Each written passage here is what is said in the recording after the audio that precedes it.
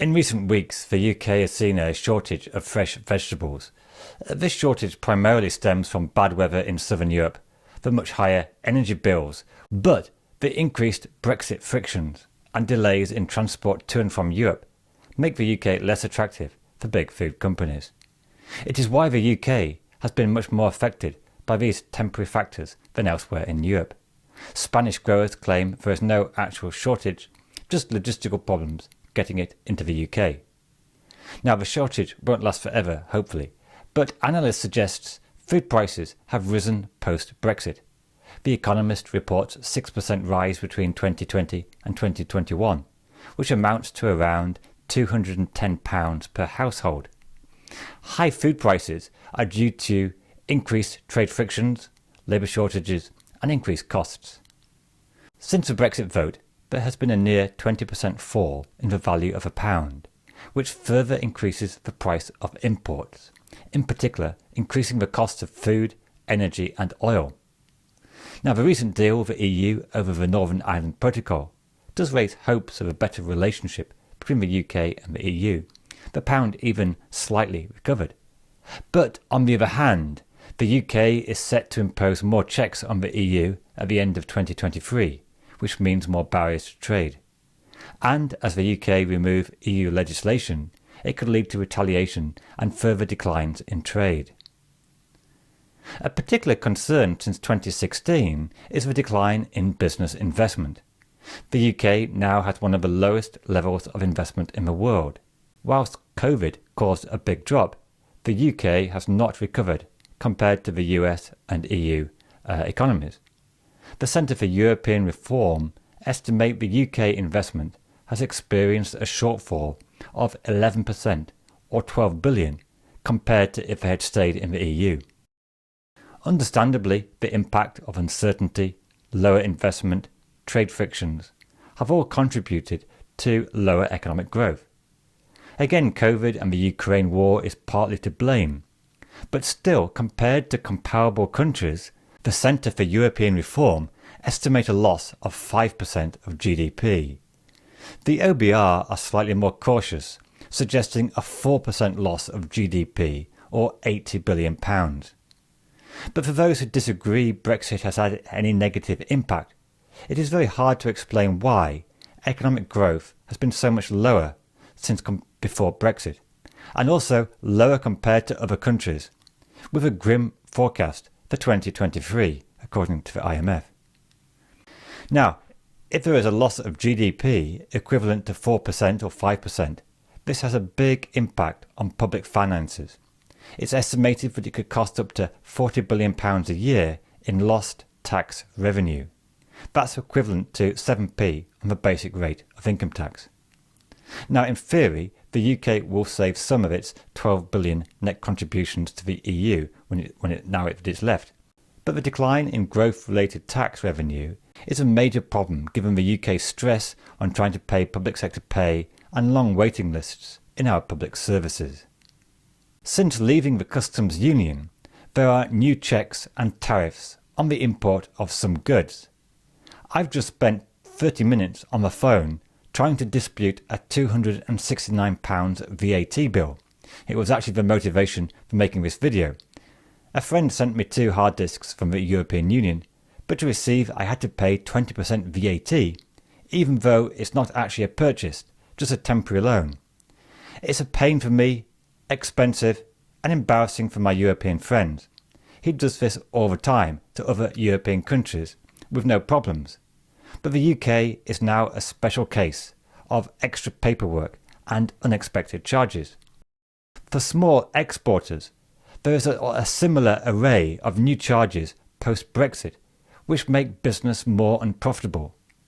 The Financial Times highlight a clothing company now facing new charges of £88 per Brexit, new charges of £88 post-Brexit, substantially reducing their profit margins. It is worse for food companies who have extra costs, such as a £180 health certificate, even on orders of £25. Many small companies have simply stopped exporting to the EU, with the only realistic option to relocate to the continent. Some, like this bike company, are struggling to stay afloat after unexpected Brexit costs pushed them into the red.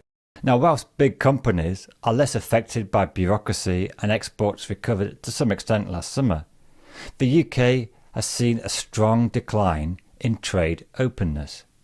The OBR predict export and import penetration will continue to fall. Why? Well, firstly, there has been a sharp rise in custom duties and paperwork. The hassle and extra costs is a major block to trade. Combined with delays at Dover and shortages of lorry drivers, the UK is turning its back on frictionless trade. It will particularly affect sectors like cars and high-end electrical goods, which rely on closely integrated supply chains. Free trade agreements, long touted as an alternative, have so far made no difference, as they mostly roll over past agreements. A report by Jonathan Port claims the end of free movement of labour has led to a shortage of around 330,000 workers. This is particularly the case for low-skilled sectors like transport, retail and construction. A fall in EU workers has partly been offset by a rise in skilled non-EU workers, though it's been complicated by a rise in long-term sickness. Now, the change in migration does broadly fill at least one stated aims of Brexit, but as of yet it has not achieved the Brexit goal of increasing real wages. Since 2016, the UK has experienced stagnation in real wages, falling behind other countries in terms of wage growth. And this is a big problem. Whilst EU migration has fallen, an unexpected cost of Brexit is the rise in attempted illegal channel crossings, which have soared since 2016. A minister acknowledged that since Brexit, the UK has lost its former agreements with the European Union on the return of migrants from third-party countries. The loss of free movement also works the other way. It affects UK citizens wishing to work abroad. This has particularly affected industries like musicians and comedians, who find it harder to work in the EU due to increased custom regulations, restrictions on travel and other costs. Evidence given to the House of Commons in February 21 said that around 81% of respondents said they were highly likely to stop touring Europe as a result of the changes. The new custom checks as a result of Brexit have also increased waiting times at Dover, a major problem for lorries and tourist makers. And it's caused Eurostar to reduce the capacity of its trains due to the extra time of custom checks. And this reduction in capacity has led to higher prices.